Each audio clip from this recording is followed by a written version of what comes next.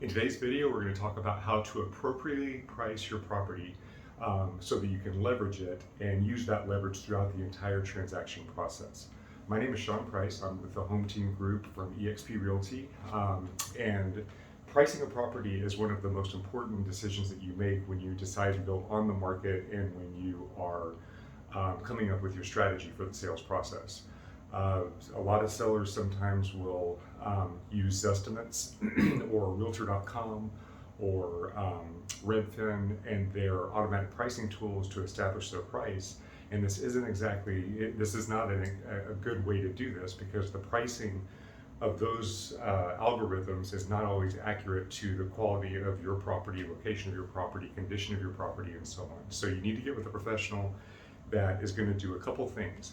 They need to do a very, very thorough analysis. They need to be very strategic, and they also need to be willing to tell you the truth, because a lot of time a seller will feel like their property is worth more than what the market may pay for it, and some agents will offer to go ahead and take that higher price in an attempt to get the listing, put a sign out in the yard, and collect buyer data while the property sits on the market.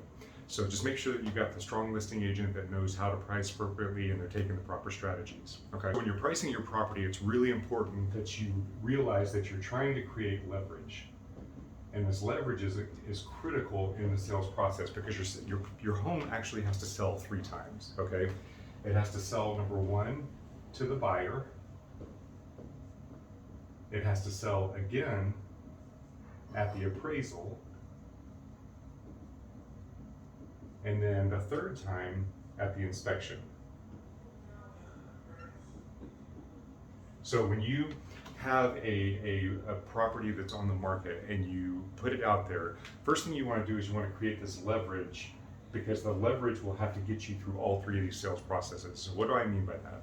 Well, you need to price your property appropriately in order to get it in front of as many buyers as possible. So for example, you need to be able to use bracketing pricing strategy, because when you use a bracketing pricing strategy, you're going to get double the buyers that see your property, double the buyers that are going to come through your property, and double the interest. You need to have an agent that actively prospects for buyers, that actively generates the interest, not somebody that just puts the sign in the yard and waits for another agent to sell the property. You need to have somebody that's out there making phone calls, calling agents, calling potential buyers, calling buyers from move up and move down neighborhoods. Somebody that's actively prospecting your property, because you need to get a ton of bodies into that property. Because what this does is this will create leverage at the buyer level. So if a property in this market right now, one of the most important numbers you have to look at is days on the market. So if your property in our market goes over 7 days on the market, people start wondering what's going on with it.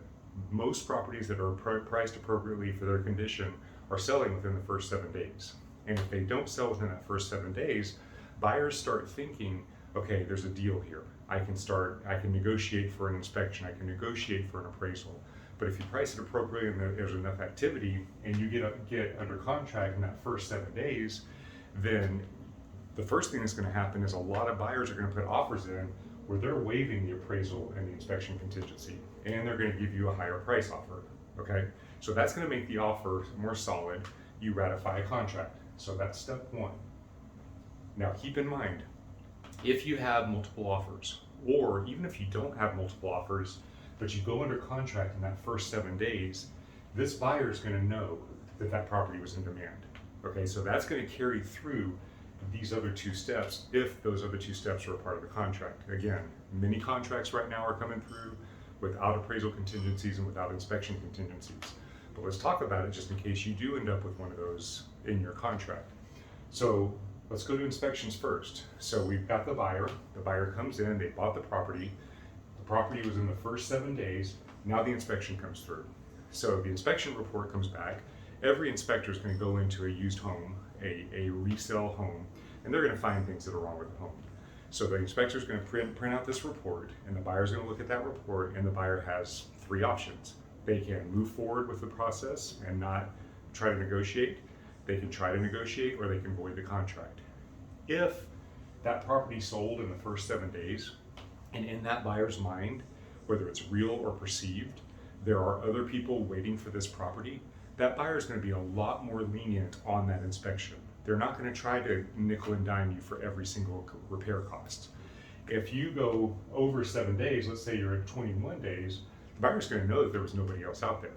So the buyer's going to be like, okay, we're going to ask for $5,000 in repairs. We're going to ask for $10,000 in repairs. They're going to negotiate it because they're going to know that you didn't have leverage there, so they actually have the leverage.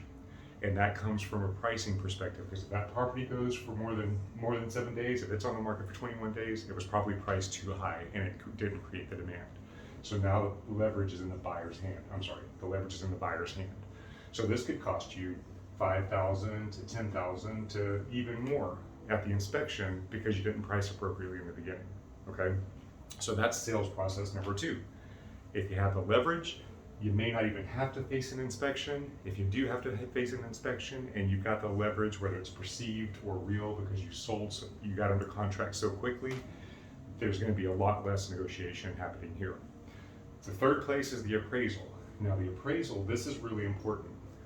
Sometimes buyers are able to waive appraisal contingencies, but some buyers don't have the cash to do that. So what this means is if you buy a house and the sales price is $500,000 and the appraisal comes back at $450,000, well, that seller now has a gap. The buyer now has a gap of $50,000. So there's an appraisal contingency if it's in your contract. Again, if it's a strong contract and it's a strong offer, you may not have this, but if you do have an appraisal contingency, you're now facing a $50,000 gap. This buyer can either negotiate that and try to ask you for the entire $50,000, or at least meet them halfway, or at some point you guys come to an agreement, or the buyer can opt to void the contract. Okay, either way, they have negotiating power here. So this could cost you anywhere from $10,000 to $50,000 because you didn't price appropriately to create that leverage. If the buyer has the leverage here, they're going to try to negotiate this. Okay, so these are the important factors that you have to consider when you're looking to price a property. I've done other videos about sellers that have tried to price high just to test the market, and versus sellers that priced appropriately with a much worse condition property, and what happened in that situation. And summary of it is the high priced property never sold, only had one showing. The appropriately priced property, even though it was 30 years old or dated and needed a ton of repairs, sold for $100,000 over ask with multiple showings. Okay, so you have to price appropriately. Everybody thinks in the seller's market that you just put it on the market and buyers are going to flock to it. If it's overpriced, that's not going to happen, especially if they have a good buyer's agent. Okay, so I hope this makes sense. The key takeaways are you have to create leverage, and this is done through the pricing and the pricing strategy, using bracketing, making sure you're priced appropriately to get to the most buyers. Also creating leverage through the active prospecting of your listing agent. So make sure your agent is actively prospecting, make sure your agent is giving you a report every week of how many calls they made, how many conversations they had, how many leads they generated, and so on. Okay, so you want to create that leverage, and then you use that leverage through the 3 different times that you have to sell the property. And this has to happen 3 different times. If you're strong enough with the leverage, you can get rid of 2 of those off the top. But if you can't, you still have to maintain that leverage through the entire sales process. Okay, hope this makes sense. If you have any questions, please feel free to reach out to us. Okay, so if you are a seller and you're thinking about selling, keep all of this in mind. The leverage is really important. If you'd like us to schedule a consultation with you to do a value analysis and come through and show you what our strategy would be and how we would help you sell your home, this is a phenomenal time. The market is still very active. Inventory is dropping, even though it's November. The market is extremely active and inventory is dropping, so sellers have a much less competition out there right now. So give us a call, shoot me an email, private message us, however you need to contact us. Just get in touch with us and we'll be glad to help. All right, have a great day and we'll see you on the next video.